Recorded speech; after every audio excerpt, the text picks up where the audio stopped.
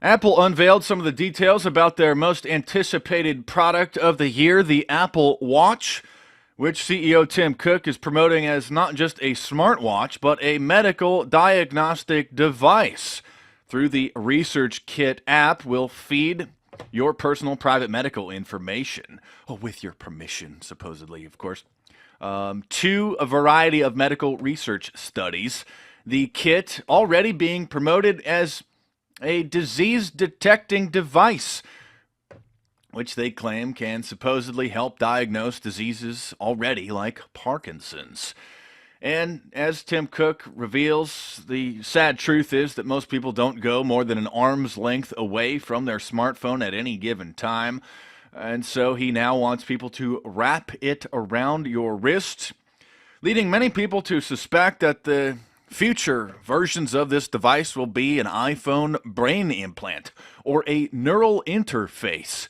And while many people may laugh at such claims, the sad, scary, Orwellian truth is that major companies like Intel and Google are already devising such plans and envision a future where the smartphone, the internet, is wired directly into your brain as part of the transhumanist revolution, as human beings supposedly advance to the final phase of their evolution to gods.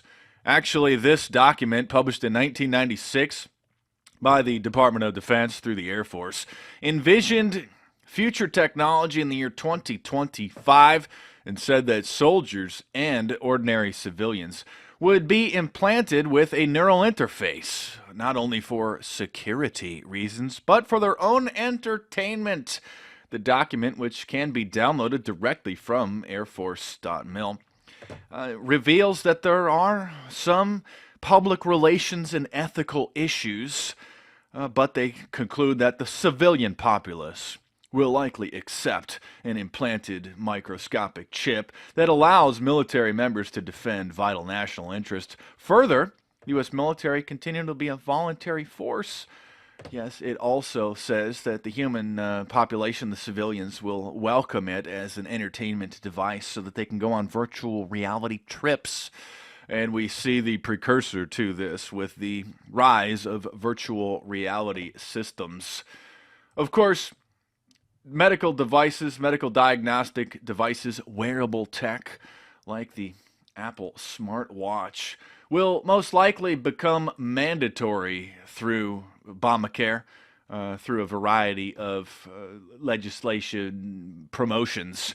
And we have biostamps, biobandage, precursors, beta tests for the mark of the beast already being built and promoted. In fact, Motorola has developed what they're calling a digital tattoo, and this is actually a scene from a promotional video for that very device.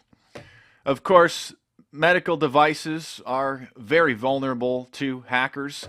In fact, a hacker demonstrated how he could steal your fingerprints from a digital photo from your Facebook page and then open your iPhone with the fingerprint security device being bypassed. In fact, Dick Cheney, remember Darth Cheney, former vice president under the Bush criminal regime, he had his security consultants fix a security flaw in his pacemaker because he actually feared assassination through medical device hacking, as this ABC News article reveals, something that the dumbed down general public thinks that is just some sci-fi fantasy because it was depicted in shows like Homeland or CBS's Person of Interest. Somebody was assassinated through medical device hacking, causing the insulin to be injected at such a high level that it caused somebody to go into an insulin shock coma and die. But this just the beginning of the dangers of Apple's new medical diagnostic devices. Of course, will be forced onto the general population. Oh, you don't want to wear your medical diagnostic device? You don't want us to actively in real time monitor your caloric intake and your physical activity. I'm sorry, you're just putting an extra strain on the Obamacare health system, sir.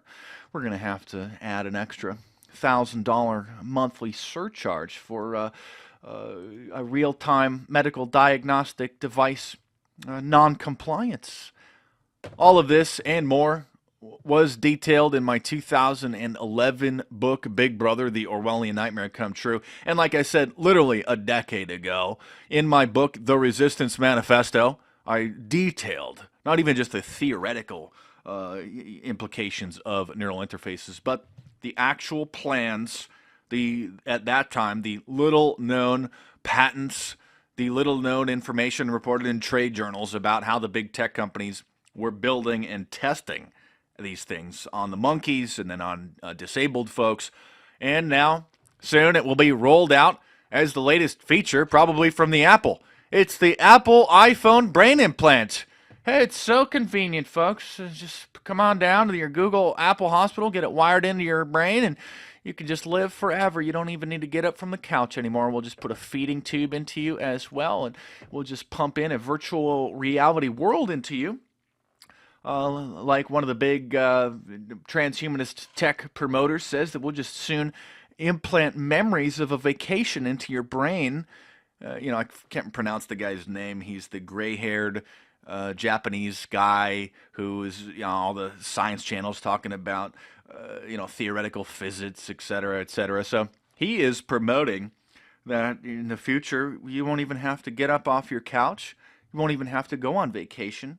You won't have to leave your house. We'll just implant memories of a vacation into your brain through a neural interface, and you can just live as a big fat blob on your couch with your feeding tube and in your little pod, just like out of the Matrix movie, and everything will be taken care of for you by your trusting, loving, artificially intelligent, singularity, New World Order, Illuminati, Masonic Messiah, folks. Yay!